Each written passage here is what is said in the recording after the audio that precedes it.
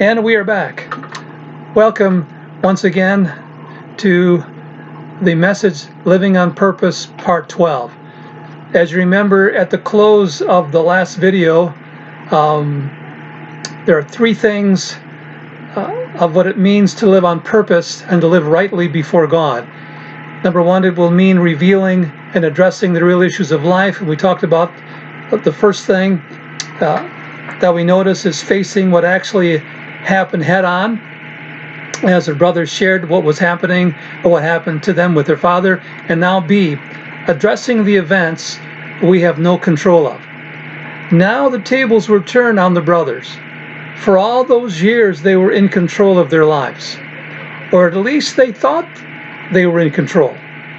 Now life seemed to have spun out of control, and they had to follow what they did not wish to do.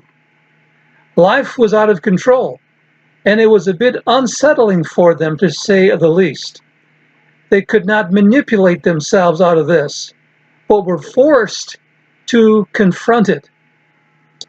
Which leads us to the third thing that we find, that we notice here, and that is this: C, giving truthful personal information. C, giving truthful personal information. By the way, let me just repeat those three subheadings. A, facing what is actually happening head on. B, addressing events we have no control of. And now C, giving truthful personal information.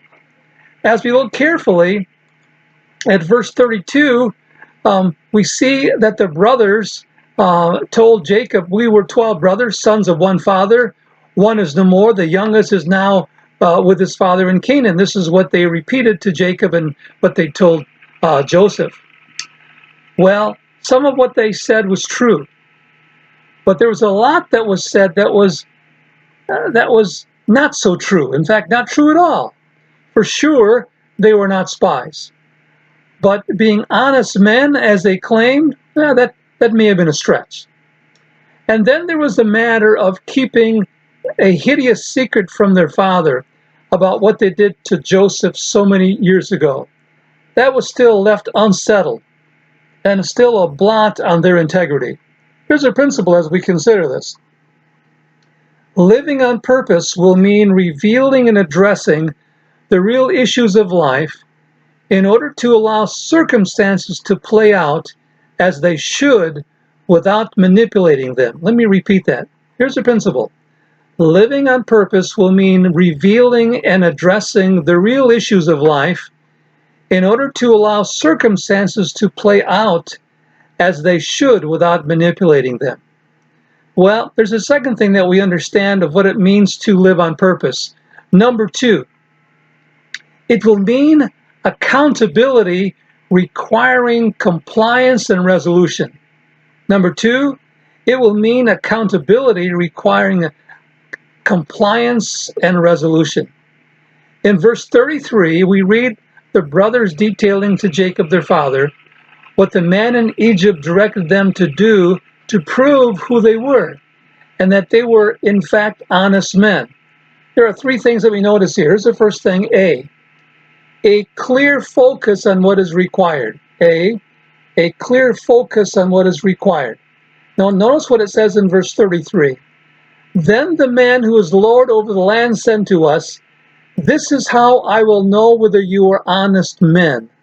Leave one of your brothers here with me and take food for your starving families and go." Taking orders was not something the brothers were used to. Life in the family business was about getting it their way and doing it the way they deemed best, even if it meant being dishonest and being manipulative, as long as the ends justified the means. But now, here they were, having to face and focus on what this Egyptian demanded of them. They were way out of their comfort zone, and it was territory they were not familiar with. And it was something they wished not to be forced to do. But here they were, stuck, and having to deal with it. There's a second thing that we recognize here about their accountability, and that is this: B, following through with what is expected. B, following through with what is expected. Joseph said, "But bring your youngest brother to me so I will know that you're honest men."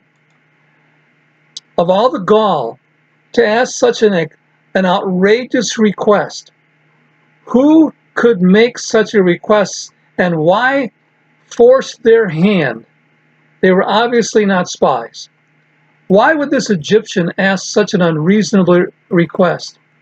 If only they knew the real reason and the real person that Egyptian was, that it was actually Joseph speaking to them. But it wasn't time yet. There's a third thing that we understand about their accountability, and that is this: C, addressing unexpected issues with a mindset to resolve them. Addressing unexpected issues with a mindset to resolve them. The brothers were not used to being maneuvered like this. It was so unexpected and so unfair. They were not ready for it, but they had no choice. What was demanded of them seemed so unreasonable, and it was frustrating and fearful for them. They did not realize that what they were experiencing was a bit of what they put Joseph through more than 20 years ago when they sold him into slavery. That was unfair too, and it was unjust. And this is exactly what they were now experiencing themselves. God was giving them some of their own medication, some of their own medicine rather, and using Joseph to help teach them an important lesson in life. What goes around comes around, they say, and the scripture tells us, beware, your sin will find you out. Here's a principle as we consider this. Living on purpose will mean accountability requiring compliance and resolution in order to avoid inevitable consequences that will need to be faced. Let me repeat the principle. Living on purpose will mean accountability requiring compliance and resolution in order to avoid inevitable consequences that will then need to be faced. Well, that concludes the second of, this is part 2 of 3, Living on Purpose, part 12. We will see you shortly in part 3. God bless you, and bye for now.